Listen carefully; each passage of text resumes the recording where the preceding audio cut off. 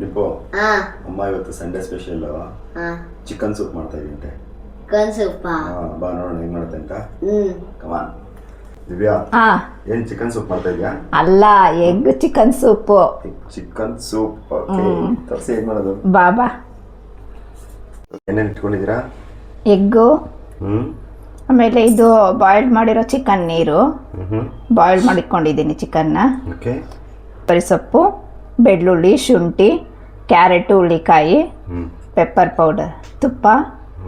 ಇಷ್ಟೆಲ್ಲ ಬೇಕಾ? ಹಾಂ, ಓಕೆ. ತುಪ್ಪ ಬಿಸಿಯಾಗಿದೆ. ಬೆಳ್ಳುಳ್ಳಿ, ಶುಂಠಿ, ಕ್ಯಾರೆಟು, ಹುಳ್ಳಿಕಾಯಿ ಇಷ್ಟು ಹಾಕೊಂಡು ಫ್ರೈ ಮಾಡ್ಕೊಳ್ಳೋಣ.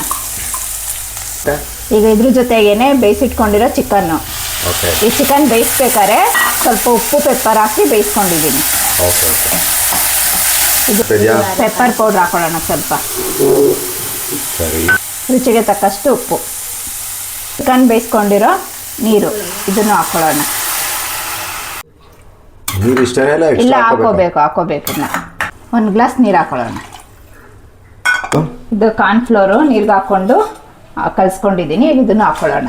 ಇದೇನಕ್ಕೆ ಅಂದರೆ ಥಿಕ್ನೆಸ್ ಬರುತ್ತೆ ಸ್ವಲ್ಪ ಸೂಪ್. ಅದೇ ಈಗ ಮೊಟ್ಟೆ ಹಾಕೊಳ್ಳೋಣ. ಇದು ಎಷ್ಟಿದೆ? 2 ಮೊಟ್ಟೆ.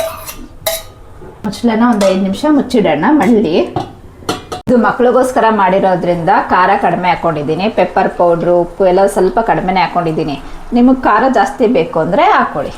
ಈಗ ಲಾಸ್ಟಲ್ಲಿ ಕೊತ್ತಂಬರಿ ಸೊಪ್ಪು ಹಾಕ್ಕೊಳ್ಳೋಣ.